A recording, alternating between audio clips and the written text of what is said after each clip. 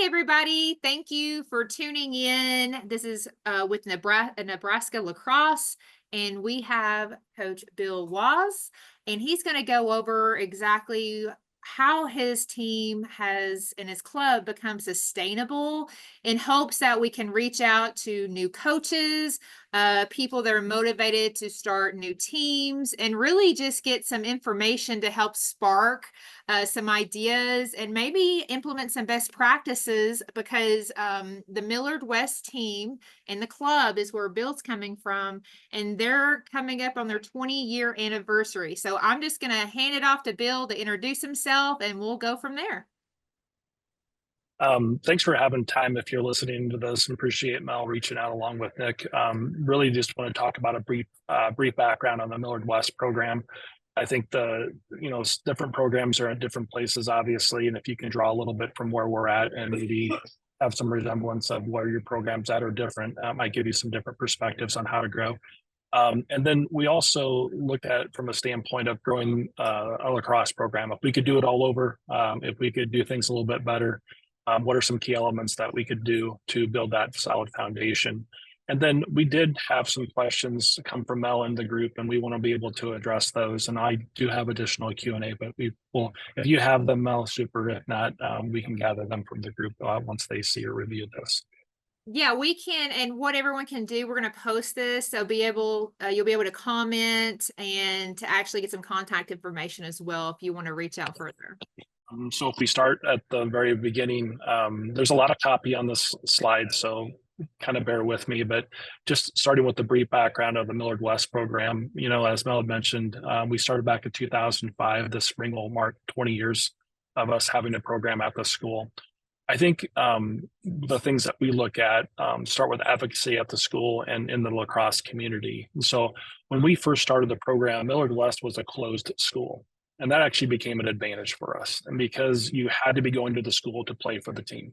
And that in of itself meant that there wasn't any outside recruiting going on. It was really a grassroots effort. So that was a big shot in the arm for us as we looked at it. It also, because it was closed, enabled us to have a voice to the athletic director. And I think this one should be really looked at carefully for all the teams out there. We've been extremely fortunate to be recognized as a sport to begin with, but the relationship with the athletic director, you're asking for a lot of help, you're asking for a lot of favors. And so we had regular communication with the different ones that we've had over the years, but really talking about what our scheduling is, what facilities we would need, just laying all the cards out there, but also how we can promote and have communications. And I think that's something that some folks may underestimate, but I would put a big checkbox by that one to say, make sure we have a good relationship with the athletic director. The other thing is that we are recognized as a varsity sport. So that ability to letter for the kids is something that means a lot to be able to do it. Now, it's not a sanctioned sport. So things like the Iron Cat Award and things like that weren't awarded to our players, but they still were able to get letters. They were able to get the chevrons, et cetera. And so I think that was really just a lot of school pride. We had a couple of parents who were teachers and still are in the Millard School District. And so you want those sponsors. So things such as facilities, making sure that people are there for the game days, those types of things. So you can see there's a lot of coordination going on here, but that proved to be very beneficial. They also had sons that were playing on the team. Going back to what we were talking about with the voice to the athletic director, one of the things we talked about down here on the part of regular school communications is we did a pretty good job, I feel. And like I said, I inherited a lot of these things with the fellow coaches from already like 10 years of someone putting this on a really solid rail, was that we got very good at having a part of regular school communications. So something before school year started, something in the newsletter every Friday when it goes out, keeping it topical, frequent, and throughout the school year. So lacrosse is a spring sport. You don't wait to spring to start talking about it. What can we do on a regular basis where it's not too much, but it's enough to at least get the promotion and the profile raised? And then largely, like most things, we recruited through word of mouth. So players, parents, board members, youth programs, other coaches for the school, like the football team or hockey or wherever else that we did it, we also showed up to their events. So we tried to find those people that it didn't conflict with the spring schedule, but they were able to play. And so we've been able to get a lot of recruitment from there. And then we did not overlook the overall lacrosse community. The one thing I'll say, and I think this is probably one of the greatest things I've been a part of as far as just pure sportsmanship. There are so many coaches in our league that want to help each other. And so I think of coaches like Coach Haney over at Prep, and there's a handful of others that have been great over the years. But we would do like a summer JV league, and we would throw sticks in the middle, and it's just a cross pollination. But that overall cross lacrosse community is a good one to be able to lever those folks, and they lever us back to do camps and things like that. It's just been really promotional and really advocating for the game, and then the rest became incidental. And then last thing I'll say in this area is swag. You know, it's great that you have uniforms. It's great that you have your name on your bag, but getting T-shirts, hoodies, hats, not just for the springtime, but they can wear a stocking cap in the winter. Anything that says Millard West Lacrosse or MW Lacrosse, anything on there just to help promote, creates culture, it creates awareness, and just helps us recruit. It makes them feel like they're a part of something. So Mel, I covered a lot there. I have a few other things I was going to add below, but it might be a good stopping point. Yeah, let me ask him follow-up questions. This comes from my curiosity, but really the curiosity of people I've spoken to around the lacrosse community. So did you start off as a closed school and have always been a closed school? And if so, was that a board decision? Did you already have a relationship with the AD, or how did it happen to where you guys said we're going to be closed? So I'm going to tread lightly in this area because I'm on the border of what I know, and then also probably could be verified later. But the school was like that. So Millard West, along with Millard South and Millard North, can go either closed or open. And at the time, Millard South was open. And I say that because we have 4 kiddos, 2 boys, 2 girls, and one of our daughters went to Millard South to play basketball because it was open, although we lived in the West District. So it started out closed, and just till recently, we've opened. And they do the numbers every year. I'm going to torture this and butcher it, but they do the numbers every year. And then from there, they decide who is open and who is closed. And right now, I believe West is open. I want to say South is closed. And I think North is still open as well. But it just depends on population.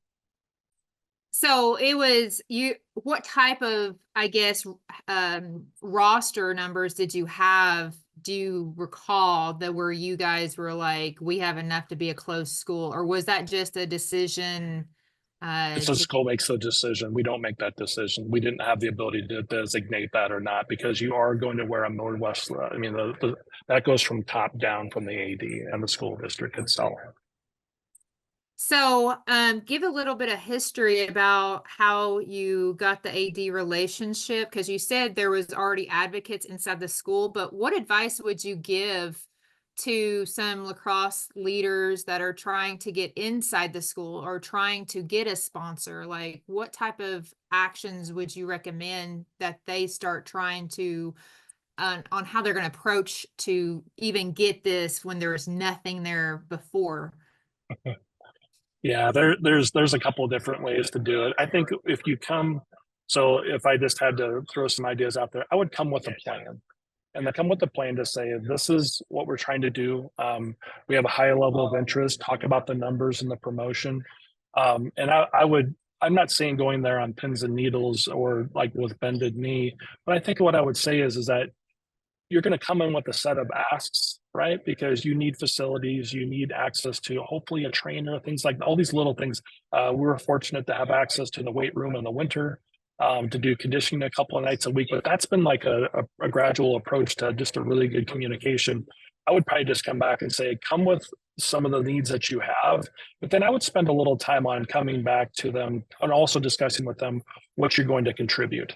So like, I'll give you a few examples. I think where our team has done an excellent job is that we've done a lot of give back to the community. We usually do like 2 or 3 events every year.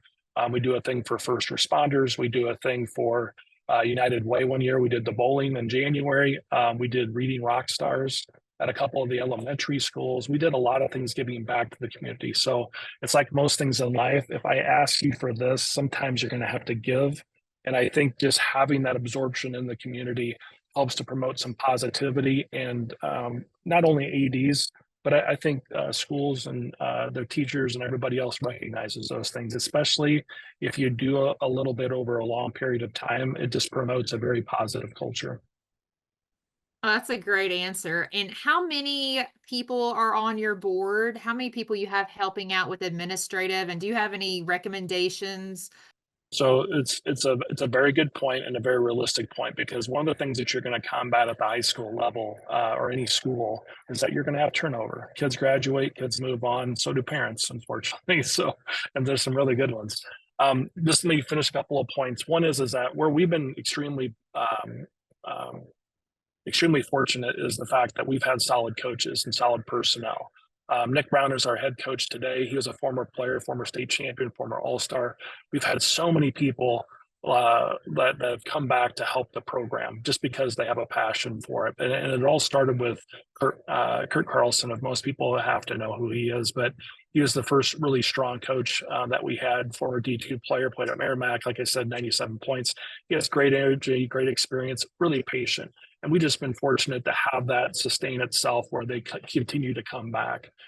Same thing, players, we've had dozens go to the college level. We've been lucky at our household to have two of them play at D2 level, which is a great level to play. And like I said, we've met with success.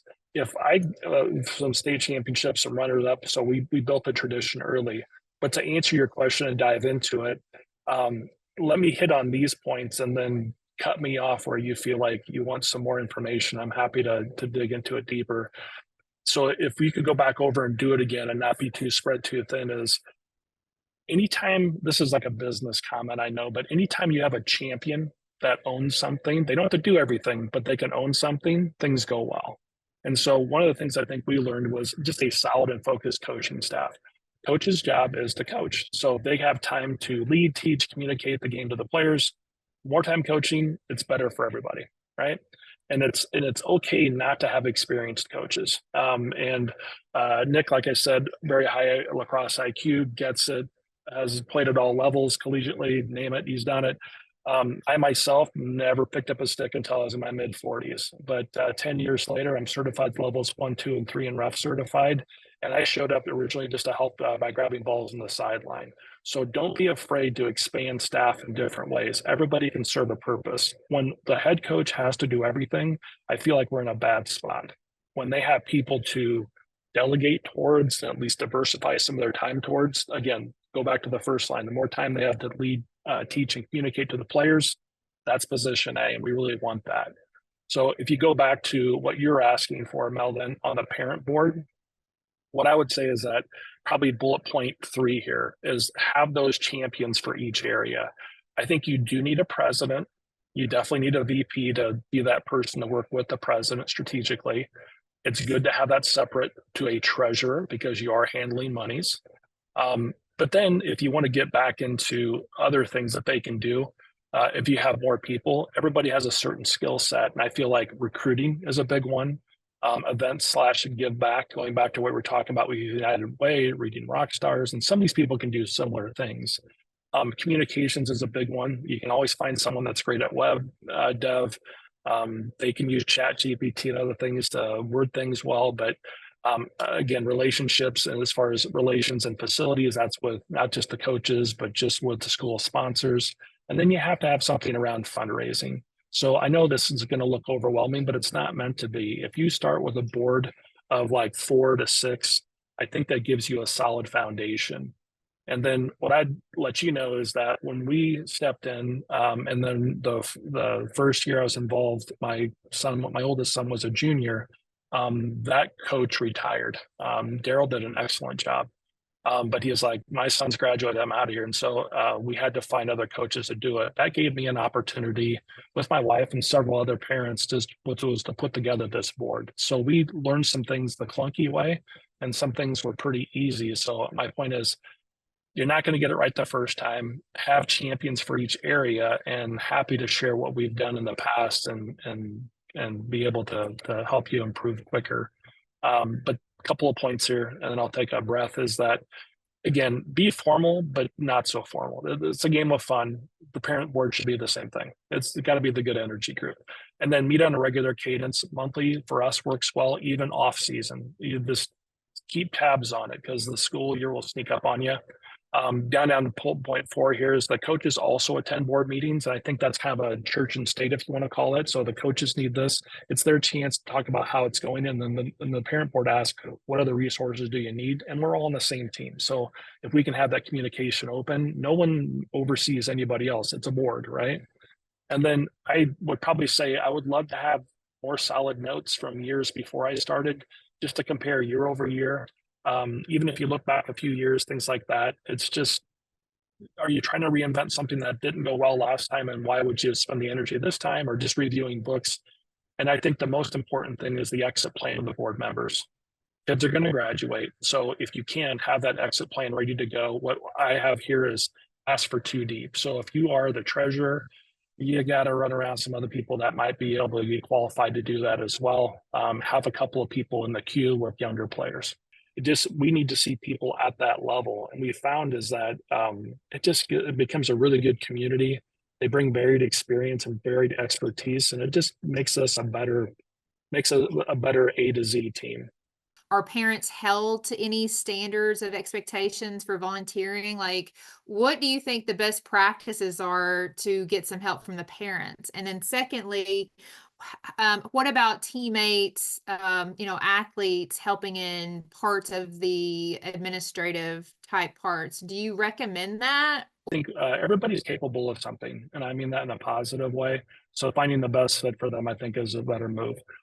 Second, so if it's not you'll know immediately if you're having a person be a treasurer and they're just not a numbers person. Oh, that's a gap, and it's a gap you can solve for. It's not an insult. Maybe they're repurposed somewhere else, and that becomes very positive.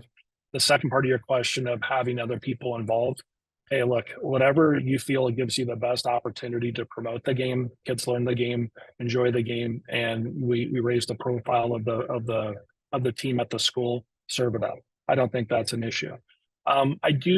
It's a non-paying position to be on the board. You're doing it because for the love of the game and the promotion of the game. I know that's probably tough for some, but I think it's really important to know that none of the board members that I was a part of or did for several years, we weren't paid for our time. Now, coaches, on the other hand, they're relayed a stipend for getting certified, and we try to find some compensation for them because they're giving up 25, 30 hours a week easily, like ridiculous. How well these guys come back and help this program. I'm so impressed what they do. I don't know what everybody else was doing when they were 20 to 25 years old, but I don't think I was going back to my old high school and offering this free time. So it can't be free for them. We have to find compensation for the coaches. But leading off of that, you guys have a girls and a boys league in your area or club in your area, and obviously there's youth. So I guess part of the difficulty is trying to create that funnel for youth feeder programs to go into the high schools. What are your best practices for that? Couple of things you bring up on the front end of that are really good to address. One is that if there's a girls team and a boys team, you're not on separate teams, you're on the same team. So working and having those coaches work together. We do a thing every year called switching sticks, and we have the boys play the girls, and then we do like an inter squad, and we literally switch the sticks. So the boys are using the girls sticks, the girls are using the boys sticks. We fill the stands. We do the fundraiser. We do raffles. We do everything. That's been a huge promotion. It's been outstanding. We've done that for a couple of years. The other thing we do is we do an annual alumni game. Same thing. We do it the Saturday after Thanksgiving. We bring all the former players back, some former coaches, and have the high school team play former players for the first half. And the second half, we split up all the sticks, and it's just a nice diversified team of different. I think we did one year, and Nick could tell me this, but if you graduate in an even year versus you're going to graduate in an odd year, like that's how we did it and stuff like that. So there's a nice way to be able to keep those relationships going. And I would agree with you, getting really good at getting close to the youth programs. And that's where we're fortunate. I think of Nick and like Joe Figuera and others that are former players that also have coached the youth, the U10, the U12s. You definitely want to have the pipeline built for those players. So yes to all to what you just said.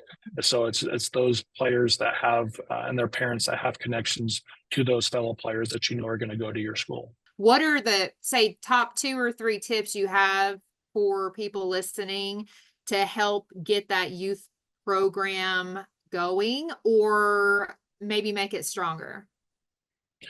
Probably more in the second is where I'm more familiar. What I would say is very similar to the athletic director and other relationships outside of your normal, just is that getting to know them, understanding the athletes. I think being able to put on a couple of things at your school for just a day, just an introduction to lacrosse in general to the community has always been a good one. We've tried it in a couple of different, I know some people want to do that and charge for it. I don't think that's a fundraising activity. I'm only speaking on my behalf, not Millard West there. But Millard West wouldn't charge anything, but we've had coaches in the past and we've charged like $40. Oh, I don't want to create a barrier to promote the game. Right. And so I think if you can do like a 1 day or a couple day clinic and just introduce them to the game. And the other one is just getting to know OLC or any of these lacrosse communities and their coaches and their boards. I mean, and then you have a pretty good idea of what school district they're going to go to anyways. But then if you can offer the 1 day or 2 day clinic that's free, just to promote the game, then you can steer them towards the youth clinic, which then becomes the pipeline. You know what I'm saying? So there's a lot of symbiotic movement that way. So the high school kids are helping with the clinic or conducting the clinic Mm-hmm. for the youth. So did you Yep. guys market in elementary schools or middle schools? Like, how did you get people to your youth clinics? Maybe you got some tips with that. We've done it lightly before I made my exodus, but I know that we made promotion to like if I point in different directions around here. I know there's Russell Middle School and a few others, and that's where we would do the promotion in their hallway. So we would work with that school, be able to talk to them. Sometimes on the elementary level, but more of that was on the middle school level. So just getting it on the calendar, getting it into their newsletter, and then being able to promote it in the hallway on the poster board, and then obviously showing up and providing it. And so we provide the equipment, those types of things just to make it easy. So literally all you have to do is really show up for it. And we try to provide as fun of an experience as you can so it has a good feeling or resonates well with them. Be patient with the turnout. Don't just, like most things in life or even in business, don't do a one and done. Give it a little bit more of a process. And how much And then preparation time do you recommend to start recruiting for the clinics? Well, I think that the lead time that goes back to the parent board. You want to lead with a calendar, right? And so you want to be able to talk about, hey, these are the things we want to do and know that at least like 60, 90 days in advance because the school is going to the parent board's going to come back along with the sponsors with the school calendars, what else is going on, or the kids, this is spring break week, or you know what I'm saying? Like, so it kind of helps you manage expectations of knowing what the actual activity looks like for the year. So we did do a youth camp. It was the first annual from what I at least understand. I don't know if Millard West has ever done a youth camp before. We did have 28 kids. Now, when it comes to how many numbers we actually are looking for, I want to say anywhere from that 15 to 20 range. Now, with our youth camp specifically, we were looking for Millard area kids. Now, it's great to get everyone in Omaha that you can, but at the same time, if you're really pushing for your school, getting kids that are interested in going to your school and getting those kids to come to that youth camp, I think is the best way to go about it. So that's what we really did push. We were pushing any kid in the Millard area, whether you're going to Millard South, Millard North, Millard West, you're still allowed to come into the Millard West youth camp. You're still learning the sport, or at least just getting to know some of the kids that are also in the area. So when you're playing against each other in high school, then you already know each other from years ago during those youth camps. But I think that's the biggest thing. Also getting those kids to come see the coaches, the players, the alumni that are playing at the next level. So we had a couple alumni, whether they're playing at Aurora University, Onondaga University, a couple Colorado Mesa alumni. I was an Adams State alumni. So we have guys that played at the next level coming back to teach these middle schoolers kind of every step of the way. So, well, Nick, you're alumni. So do you think because Millard West actually had a developed alumni program that kept you engaged to eventually come back and coach? Like, what benefits did you have, to circle back around to where you are now as being a coach? Like, what was the motivation for that?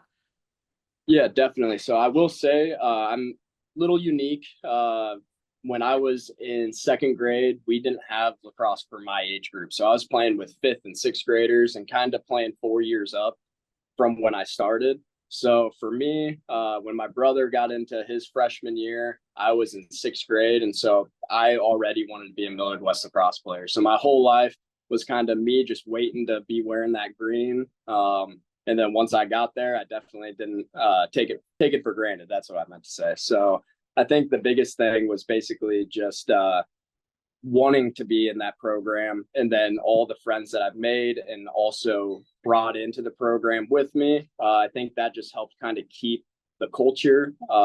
Also, when I left the program, when I graduated, every single time I was back in Omaha, I would come and watch the games. So I feel like just having the culture of wanting your alumni to come back and see the coach that coached them, having those relationships, I think goes a really long way.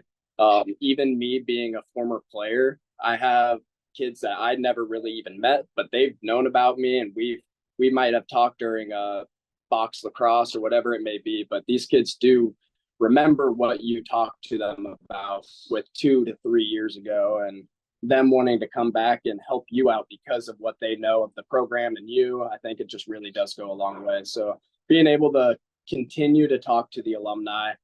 We have alumni games every year, and we have really good numbers for that. We always have, and hopefully always will. Same thing with that youth camp, getting alumni back to just kind of see how the program's growing and want them to get involved with it. So if you're continuing to talk to these alumni, you're going to have a better chance of getting them to come back and want to coach or volunteer, or even just come out to the games and watch the team. So I think that's a huge proponent of that. Again, it's kind of a unique thing where our alumni base, we still talk at a pretty frequent basis. There's a lot of us that are buddies outside of lacrosse communities. So we see each other, talk to each other when it's not even lacrosse related. So I think the main thing is just having a team that is more than a team. It's more of a family. So that way you're continuing to talk to these people later down the road. We don't necessarily have an alumni spokesperson, but at the same time, we do have an email list with all past players, all past parents, which is our alumni list. Once you graduate, you get moved to that alumni list. So you're no longer getting all of the year emails. You're now getting the alumni game, the events that we're throwing, the social events, all that different stuff. So I will say the communication part of things definitely does help with that. And that's all done by our communication director for our board. A graduating class, we ask every single one of those kids to come back and help out in any capacity. I know that stems from me myself. I had, when I was a sophomore, we had two brothers actually that both came back. One was a varsity defensive coach, one was a JV defensive coach, and then one of them left, the other moved up. So just being able to have that pipeline of guys that come in knowing that once they graduate, they want to continue on coaching and continue with the program and stuff like that.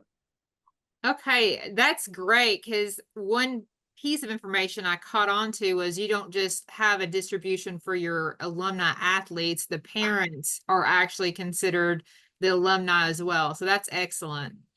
Definitely. Some of the things we already talked about was a turning point for growth. I think the first coach, Kurt, made a tremendous impact and impression on the community and the team. And I think a lot of us have just fallen into that same type of culture.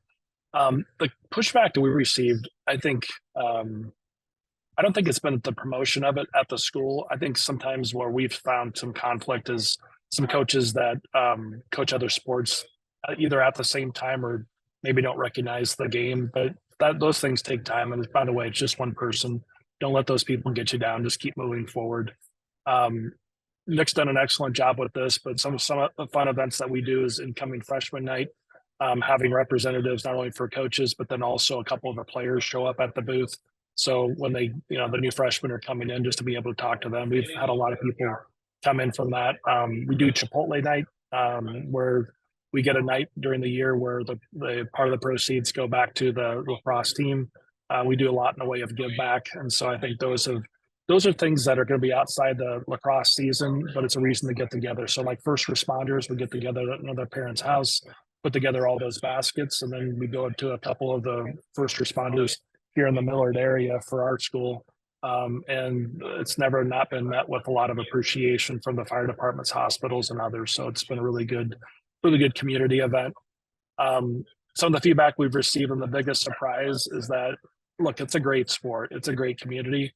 We always think it should be more than. I think, Nick, when I first stepped on and you were a senior, I think we had about 75 players between varsity and then 2 JV teams. And now it's kind of settled into about 40 to 50 a year. So we've seen it diminish, but yet be still sustainable. So I am surprised because it only takes watching one game to realize how many athletes don't decide to go out for a sport one season in the spring that they could come play this game. So just maybe a big surprise. Any big surprises from you, Nick, beyond that? I think the biggest thing for me is just the fact that there's so much hesitancy at the youth level to just get your kid trying that sport. I know there's a lot of times where you'll get into high school and it's like, well, now it's time to finally start playing a sport, where I feel like that could happen 3 years earlier. So I feel like my biggest surprise with that is that the youth level isn't quite picked up where it's all over Omaha. I feel like you kind of have your pockets of where it is kind of starting to grow, and then you have your pockets of where people still don't know what lacrosse is. So a lot of times I'll be hitting the wall at a gym and people come up to me like, what sport is that? And so if we can start to get people to just understand and know what lacrosse is and stuff like that, I think that's where my surprise comes from, is how many people don't even know what the sport is. Yeah, it's an infectious game. I would agree with that. The one question was keeping motivated when it's slow. I think we have got a lot of, going back to the pockets comment Nick just made, some pickup games that we've done. Summer League is another one that we used to have more of, but we probably could do more of in general across the city. Indoor box, Nick mentioned it earlier, is a great chance to meet with a lot of the younger players.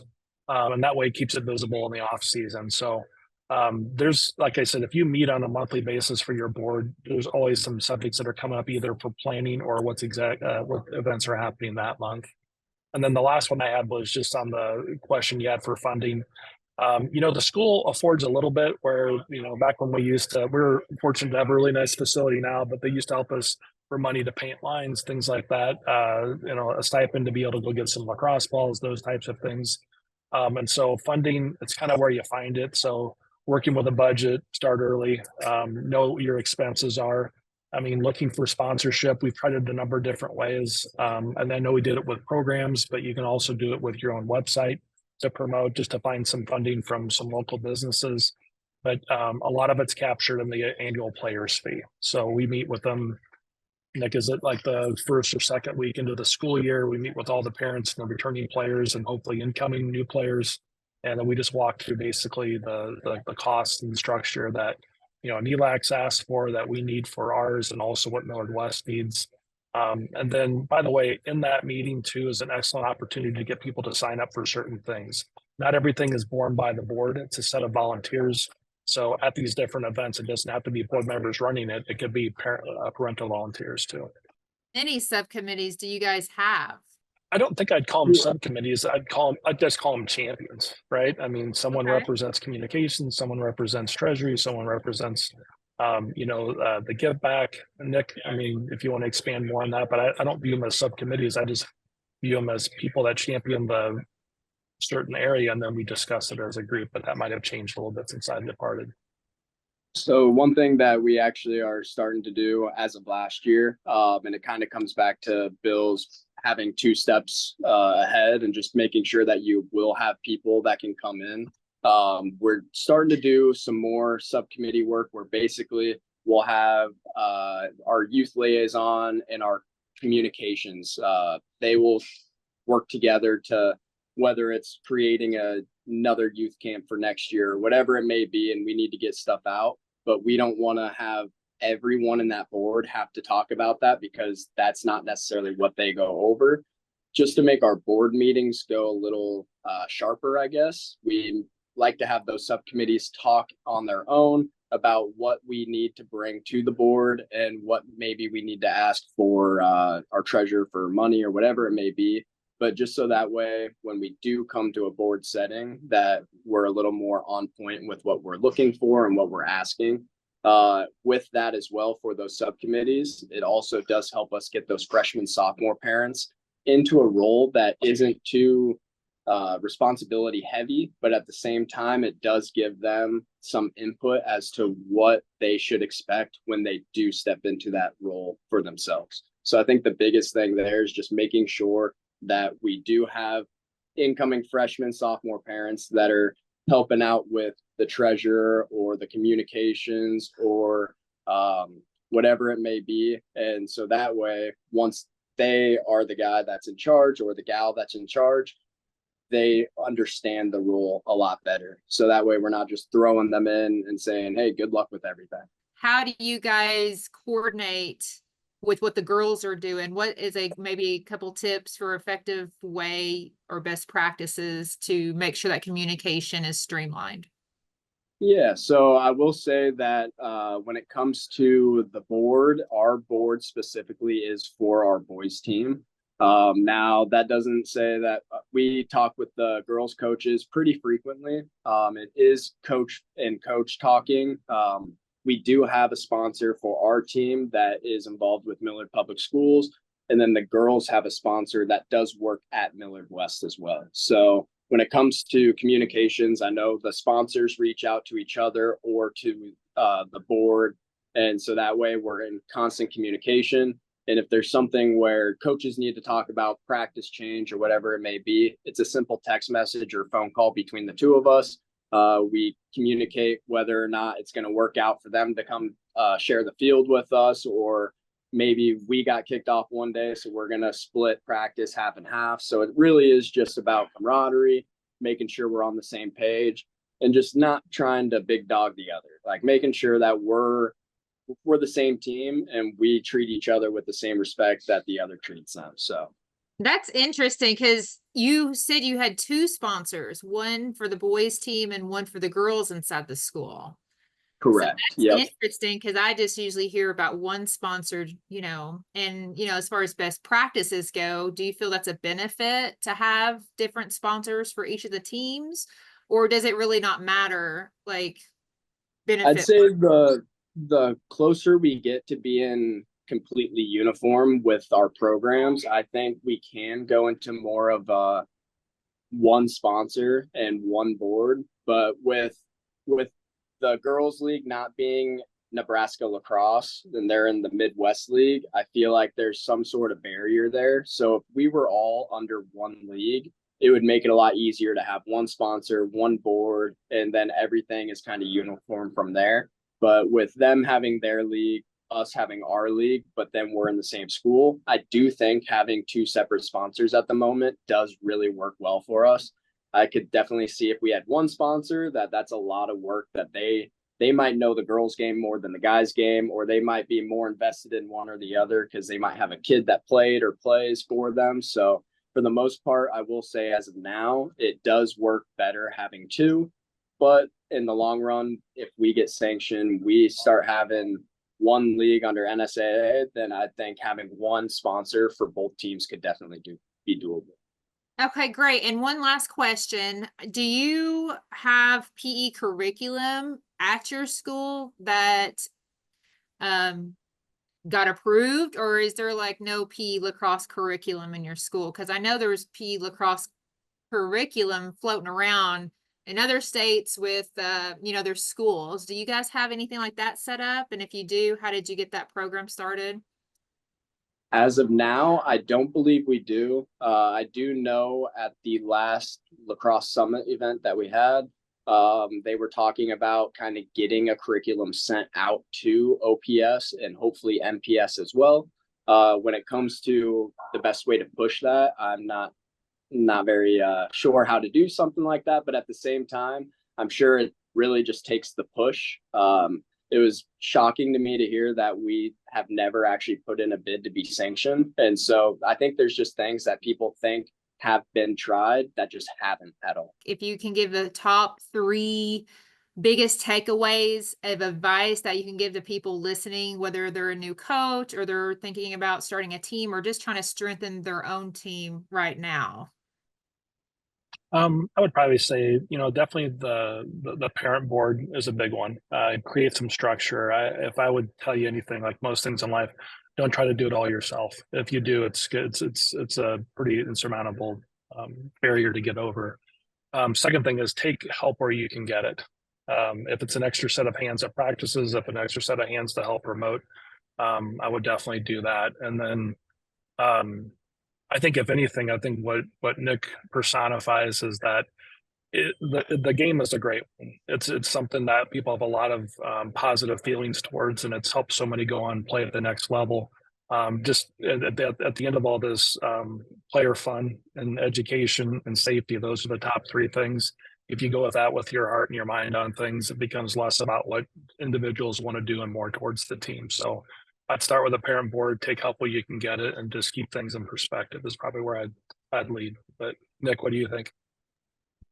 Yeah, no, those are great points. Number one, I think just having the ability to get kids to the next level. I mean, a lot of these kids, when they go into high school, whether they're football, basketball, baseball, they have those aspirations of playing at the next level. So if you can get those kids to understand that even with lacrosse, you can go and play at the next level, you can get those athletic scholarships, you can go to college based off of being a lacrosse player. Those are things that I think could get personified and that people should need to start understanding, and it will get them to actually want to start playing the sport more too. I know Division I just increased the amount of scholarship money that they're giving to lacrosse for boys and girls. So just the amount of things that are growing within the sport at the high school level and the college level, I think those are something that we need to kind of push forward. Another thing is to continue to have two-sport athletes. If you're telling a football kid or a baseball kid, yeah, you can't play lacrosse, that's just not the right answer. I mean, I've had wrestlers, I've had baseball kids, I've had track kids come up to me and say, well, I have this in the spring and I just don't think I can do it. Well, we're a club sport that I will make it work for you. If you want to play, I will let you play, and we'll make sure that we can get a stick in your hand and get you playing. On top of that, and my third thing is that making sure these kids are playing year round. If we're having them play other sports, that's great. But if they're not touching a lacrosse stick until spring season, and then from March to May, that's the only time they're going to touch it, you're just not going to see the level of competition get higher and higher. So having these kids play summer ball, having a fall ball that actually has scrimmages and practices every week, winter conditioning that also includes stick work and stuff like that. And then that will only strengthen our spring season as well. So those are the top three things that I think will help out. That's excellent. Thank you guys so much for putting this together. I know it's going to be some useful information. And for everybody watching right now, feel free. We're going to have a comment section as well. And I do like this quote that Bill has: the lacrosse community is a great one, but a small one. If you take care of the players and the sport first, good things do happen. So I just love that quote, and I think we'll end there. So thank you guys for putting your time in today. I appreciate it. Yeah, thank you, Mel. Oh, you're welcome.